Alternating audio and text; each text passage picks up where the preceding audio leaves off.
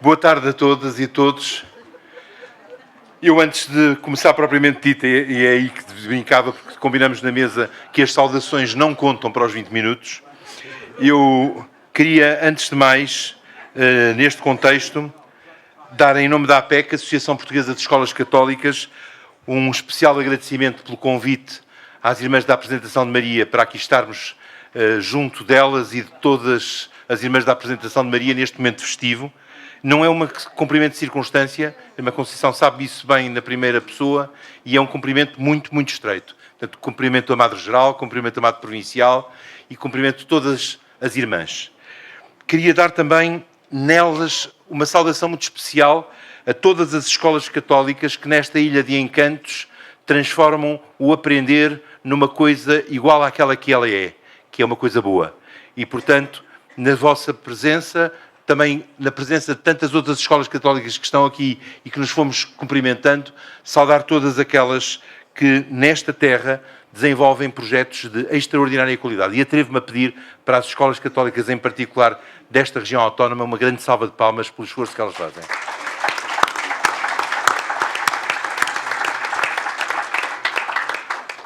Bom, perante o tema, e agradeço terem-me acompanhado nessa homenagem, perante o tema que é este, desafios futuros à educação nos colégios católicos, devo confessar-vos que me interroguei bastante como é que deveria começar e, apesar de tudo, decidi, com o título destes, Revisitar o Passado. E convido-vos a revisitarem o passado comigo próprio. Nas minhas mãos está o original de uma carta datada de 28 de janeiro de 1912. Tem, portanto, 113 anos esta carta. E é uma carta de uma jovem da Ilha da Madeira que, como ainda não havia o Colégio das Filhas das Irmãs da Apresentação de Maria, teve de ir para a Inglaterra estudar, para o sudoeste da Inglaterra, e escreveu uma carta às suas tias que viviam na Madeira. Devo confessar-vos que isto não é ficção científica, tenho na minha mão o original dessa carta. E eu permitia-me ler-vos esta carta, porque está cá tudo. Nossa Senhora de Sião, Worthing, portanto ela vai para a escola católica de Nossa Senhora de Sião, das Irmãs de Sião, em Worthing. 28 de janeiro de 1912. Acompanhem-me, por favor. Minhas queridas, muito obrigado pelas suas cartas, assim como pelos bolos que ainda não recebemos. Agora a Gina a dizer que eu não apreciei o broche. Já se vê que gostei muito dele e apreciei-o muito, pois gosto muito dele. O retiro acabou-se no dia 25. Está cá tudo. Houve a primeira comunhão de uma das pequenas e às 9h30 houve a última instrução e bênção papal. A Mariana cresceu depois da operação? Ela parece muito mais alta no retrato. Ainda tenho de fazer o meu mapa para amanhã. Ainda bem que ficaram contentes com as minhas composições. Podiam-nos até mandar o nosso report com Conduct, Application, Politeness, Order, Department Music e tudo. E com o lugar que eu tive na classe. Em tudo. Que é para eu ver tudo. Vamos ter um jubileu muito bonito. Creio que vamos começar a aprender os cantos na quarta-feira. E também para a festa da Superiora. As Superioras de Londres vêm cá para assistirem ao jubileu. Também vamos ter as férias da Páscoa mais compridas por causa do jubileu. Até naquele ano havia jubileu, hein? Vai ser ótimo. A mamã pergunta-me o que é que eu toco. Este trimestre estou aprendendo uma Norwegian Bridal Procession de Grieg e é bastante difícil. Mas a irmã que me ensina diz que eu posso tocá-la muito bem. É muito bonita a música. Eu já sei uma página razoavelmente, escrito com U, mas tenho ainda 5 mais a estudar. O pior é de ter de trocar as mãos em lugares e noutros tenho de entrelaçar o segundo dedo entre os dedos da mão direita e faz-me uma confusão, tias. A irmã diz que está muito contente comigo para a música.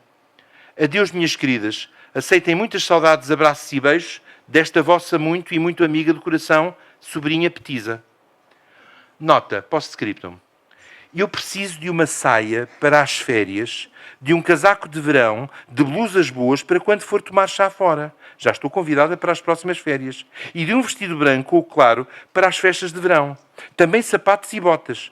Mas, pelo amor de Deus, as tias que façam o favor de trazerem quando vierem, Porque aqui as freiras compram umas porcarias que põem-se e fica tudo de um lado para o outro, repuxando, fica tudo repuxado para o outro lado. O meu pé é como o da Jagá, acho que podem fazer pouco mais ou menos pelas mesmas medidas que quando eu aí estava. Petiza.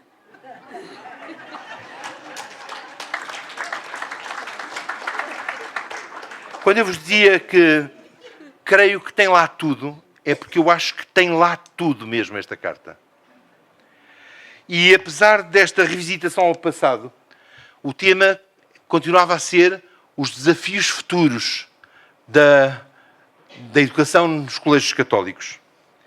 E eu li e reli antes de decidir como é que íamos poder fazer este caminho. Li e reli, tornei a ler e a reler, e pareceu-me que havia ali uma grande, no mínimo, uma grande incógnita, que é os desafios futuros. E este tema, trazia-nos uma forte incógnita e havia que desbravar essa incógnita. Ora, aprendi, apesar de ser de filosofia e só na faculdade ter tido uma cadeira de Lógica 2, a que chumbávamos todos e só no 4º ano é que a resolvíamos, resolvi que só há uma forma de resolver este problema da incógnita, que só se resolve o valor da incógnita com uma equação. O que é que eu fiz? Converti o título numa equação. Os desafios futuros da educação nos colégios católicos. E qual é a incógnita? A incógnita parece-me ser evidente. É o futuro. Mas tudo depende onde fazemos incidir a base da incógnita. Porque qual futuro? De que futuro é que estamos a falar? Se pusermos o enfoque nos desafios, pois, enfim, estamos a falar dos desafios futuros da educação nos colégios católicos, que é um tema. Mas se pusermos o enfoque na educação, estamos a falar dos desafios da educação do futuro nos colégios católicos, que é um tema completamente diverso. No limite, se pusermos a incógnita sobre os colégios católicos, estaremos a falar dos desafios da educação nos futuros colégios católicos, o que é outro tema diferente. Para não dizer que se no limite puséssemos só no futuro, estaríamos a falar dos futuros católicos. Não me parece. Brincamos com as incógnitas na equação. A equação com uma incógnita é uma coisa. Com mais do que uma incógnita é outra. Quando todos os elementos são uma incógnita, é outra completamente diversa. E resolver uma equação significa encontrar o valor da incógnita. E esse é o desafio de hoje. Não tanto desta comunicação, mas, acima de tudo, o de hoje na educação, nos colégios católicos, encontrarmos o valor da incógnita. Parece-me que tudo isto só vai por lá se tentarmos algum ensaio a percebermos qual é esse mesmo desafio. E o que vos faço como proposta é que comecemos pelo grande desafio. O desafio essencial, assim lhe chamei. Quando nós corremos o risco do incógnito, quer-me parecer assim na vida, isso é um alerta para irmos rapidamente procurar o fundamento. Quando o risco é tu ficares sem saberes com o que contas, isso é um grande alerta para ires à procura daquilo que tens como certo, do teu alicerce, do teu fundamento. As incertezas é seguro que são mais do que muitas. Como é que vai ser o ensino? Como é que vão ser os miúdos? Como é que vão ser as famílias? Será que vão continuar com grupos do WhatsApp entre pais? Como vai ser a sociedade? Como vai ser a tecnologia? Que maior mudança pode chegar e alterar tudo? O que é que já está aí, que já passa a inteligência artificial e que nós ainda nem sequer sabemos? As incertezas, a incógnita, é mais do que muita. Então, quer-me parecer que, em busca do essencial, proponho-vos que postulemos só duas perguntas. A primeira é, e esse é o desafio, é o que é para nós educar? Que pessoa queremos ajudar a nascer e a desenvolver? E quando tudo é incógnita, temos que ir à procura do que é essencial e do que é certo e seguro. o que é para nós educar. Que pessoas queremos ajudar a nascer e a desenvolver. E para nós, escolas católicas, educar só pode significar a formação integral da pessoa toda, como um todo. A pessoa no seu todo, na sua dignidade, no seu encanto de vida e para a vida. E pessoa, para nós, só pode ser um ser completo nas suas múltiplas dimensões: intelectual, axiológica, ética, emocional, espiritual, religiosa, social, comunitária, cheia de afetos. É muito curioso que recentemente fizemos um inquérito lançado às populações das escolas católicas, educadores, famílias, alunos. Quando se dizia o que é a grande marca da escola católica, o grosso é relação, relação, relação, afeto, afeto, afeto, proximidade, proximidade, proximidade. Tudo isto se há de fazer num quadro de humanismo cristão. E esse é o desafio, porque o humanismo cristão, aquilo que sustenta é a centralidade da pessoa. E numa concepção cristã da realidade, porque uma concepção cristã da realidade significa que há uma realidade que nos é confiada como dom a homens e mulheres para ser por nós cuidada e transformada. Aprender a biologia numa das nossas escolas não pode ser a mesma coisa que aprender biologia na escola do lado. Aprender biologia ou física tem que desenvolver a arte do espanto e da sedução perante a maravilha da criação. Aprender história não pode ser como na escola do lado. Tem que saber articular a liberdade do homem e perceber-se que tudo aquilo que acontece nela é resultado da vontade livre do homem. Num amor imenso de Deus pelo homem, mas resultado da vontade livre do homem. E na economia, as nossas escolas católicas não podem dar economia como dão a do lado. Dão tudo, mas têm que dar outras coisas. Como pode haver economia numa nossa escola católica sem falar da economia de Francisco, sem falar no destino universal dos bens, sem falar da opção preferencial pelos pobres? Tudo isto assenta na base de todas as bases, que é qual? A nossa identidade. Este é o nosso alicerce e tem de ser o nosso alicerce. E esse é o maior desafio que podemos levar. Independentemente de todos os futuros, é nela, na nossa identidade, que havemos de encontrar o nosso alicerce. Melhor, a nossa razão de existirmos, agora e no futuro. A nossa identidade é aquilo que não muda no meio de tudo o que muda. Aquilo pelo qual somos conhecidos, identificados, apreciados e escolhidos. A nossa identidade é o cerne. Eu peço desculpa, vou utilizar agora um bocado de vernáculo, mas a irmã Conceição e algumas das irmãs que aqui estão presentes escutaram esta mesma frase há poucos dias na jornada da Escola Católica. Quando a nossa Escola Católica perder a sua identidade, peço desculpa, coloquemos uma tarja no edifício da Escola Católica a dizer trespassa-se. E alguém há de vir para trespassar a escola e fazer igual ou melhor do que nós fazemos. Nós estamos lá para fazer aquilo que nós somos chamados por vocação a fazer, que é educar desta forma e deste jeito. Depois há outros desafios, claro que há. E há os desafios que eu chamei de dentro e os de fora. E ainda mais um outro. O primeiro que vos queria propor como desafio de dentro é assumirmos sermos um dom. Não nos esquecermos, muito menos negarmos por qualquer conveniência, que nós, como escolas católicas, somos um dom. Assumimos ser um dom significa que sabemos de onde vimos e não renegamos.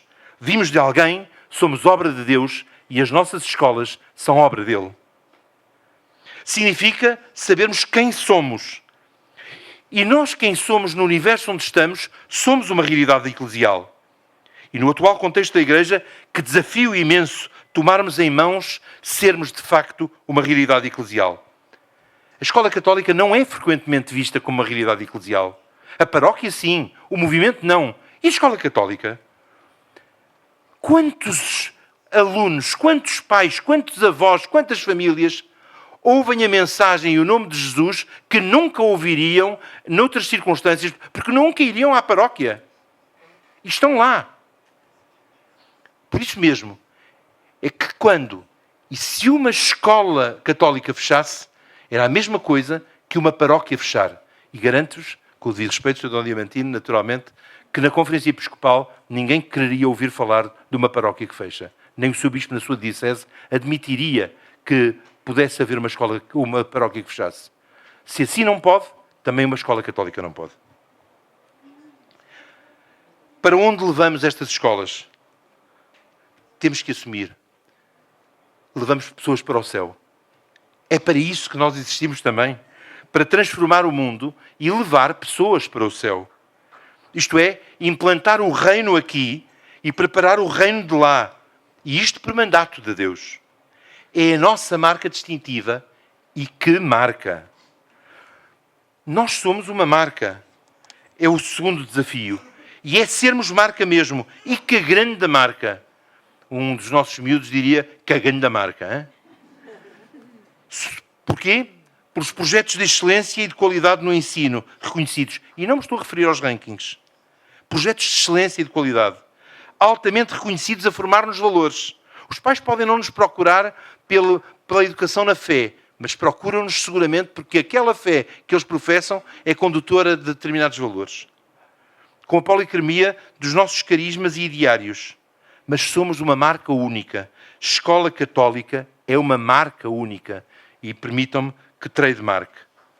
Na última Assembleia Geral das Escolas Católicas de Portugal, foi aprovada uma recomendação para que todas as escolas católicas passem a usar na sua denominação, no lettering do logotipo, nas suas peças de comunicação, a designação Escola Católica. Isso. Colégio da Apresentação de Maria, Escola Católica. APEL, Escola Católica. Salesianos, Escola Católica. Desculpem, Externato Frei Luís de Sousa, Escola Católica. E pensar agregar a estas realidades imensas das escolas católicas as próprias IPSS, que têm valências educativas como as creches, o jardim de infância, os ATLs. Anunciava-vos eu que há outros desafios e que são desafios de fora. Não os de dentro. Os da demografia, com a diminuição de nascimentos da população nativa. Porque depois temos a população externa e imigrante a entrar significativamente. Não podemos dizer diminuição da natalidade. Diminuição da natalidade nativa. Com o secularismo, com a perda de referência do cristianismo como fé, como realidade cultural, com as consequências que isso tem ao nível das pessoas. Com o multiculturalismo, com a riqueza daí decorrente, seguramente. Que grande desafio. Mas com o perigo de algum relativismo também. E depois, não são problemas nem de dentro, nem de fora, mas são os problemas que eu lhes chamei de fundo. Nas congregações religiosas é manifesta o problema das vocações como fator de continuidade dos projetos das escolas católicas. Que grande desafio! Mas o desafio está exatamente aí. Apesar desta circunstância de se descobrir, ver como é que damos a volta. Quando as entidades titulares deixam de ter membros próprios para manter a sua identidade. E quanto caminho, por quanto, já está a ser feito a esse nível.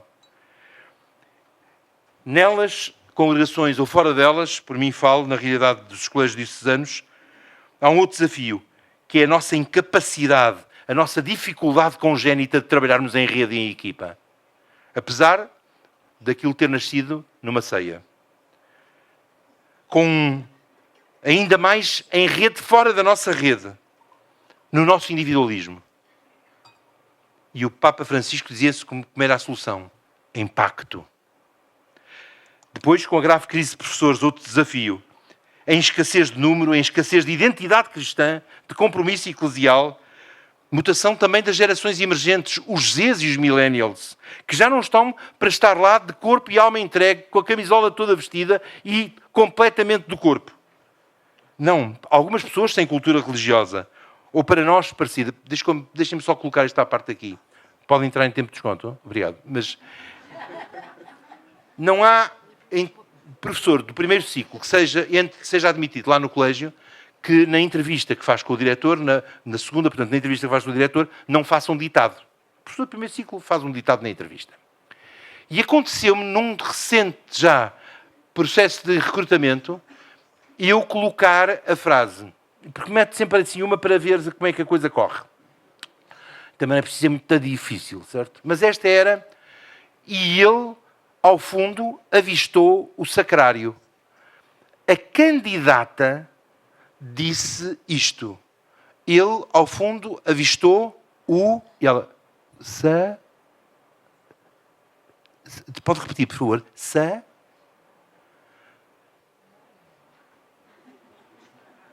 Tinha 28 anos.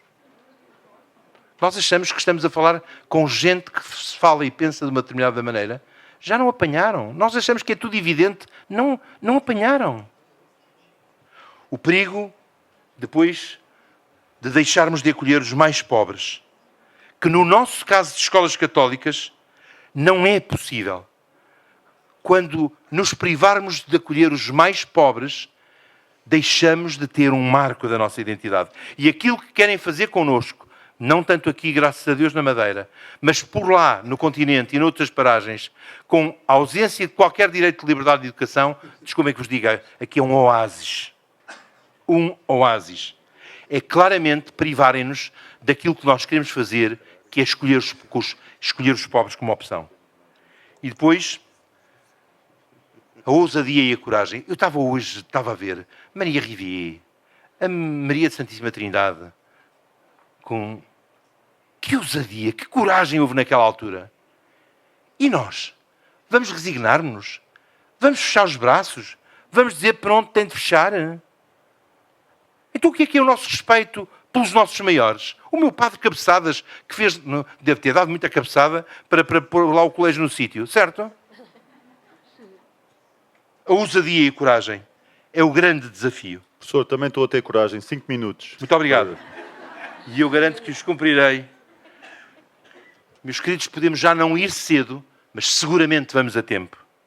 E temos muito com quem aprender. Com a vizinha Espanha que fez caminho, com muitos em Portugal, muitas congregações religiosas que já estão a fazer caminho também. Para não chegarmos a níveis onde se vêem outras latitudes a chegar. Escolas católicas a fecharem só porque não há gente para suceder. Temos de prepará-las. Pela Europa fora, escolas católicas com diretores não católicos. O cardeal Jean-Marc Aveline tem uma experiência, tem uma definição de escola católica notável, que é esta. Uma escola católica não é uma escola de católicos. Isso é posse. Não é uma escola para católicos. Isso é exclusivismo. É uma escola por católicos. E isto vai ser cada vez mais difícil. Mas nos pontos de coordenação está um elemento da Igreja Ortodoxa. Na Grécia, pensamos na Grécia. A católica é uma minoria, é uma coisinha, uma cagagésima de nada. É um nanismo. E as escolas católicas estão cheias. Os ortodoxos não têm escola católica. Frequentam as escolas católicas. Mas as direções, as coordenações, os professores são escolas católicas. É engraçadíssimo. O venerável patriarca, neste momento, andou numa escola católica marista. Temos de ousar. Temos de encontrar modelos. Para não dizer como o cardeal Cristóbal Romero, arcebispo de Rabat, que dizia, na minha escola católica em Marrocos, há 2 católicos. Eu e Nosso Senhor no Sacrário. Não? Conclusão. E em conclusão mesmo. Sem esquecer o como. Tudo isto com, permitam-me dizer, e não escrevi, com competência técnica, com criatividade. Quando não tivermos competência técnica, não seremos reconhecidos como bons. E nós somos bons, muito bons. Sem que seja ainda assim preciso tocar o piano com as mãos entrelaçadas, com o segundo dedo entre os dedos da mão direita. Tudo isto, meus queridos, com um ar leve e bonito. Ainda que eventualmente não tenhamos neste verão roupas novas para irmos tomar chá quando formos convidados, nem pareçamos meninos nem meninas finas. Tudo isto, deixem que vos diga, com uma alegria imensa e com um cântico a condizer, como Maria soube compor o dela. Ainda que a superiora não faça anos ou não venham as freiras de Londres para o jubileu. E porquê? Tudo isto apenas porque não o fazemos por nós, mas porque o fazemos, porque alguém nos disse que era para fazer. Ide e ensinai. E nós somos gente educada e bem mandada. Ele disse para fazermos por causa do que ele nos disse, para que todos tenham vida e para que a alegria de todos e a nossa seja completa. Tudo isto por amor, só porque sim, Não hoje, mas sempre. Ainda queremos mais desafios para o futuro? Afinal, na equação, nós sabemos bem o valor da incógnita. Muito obrigado a todos.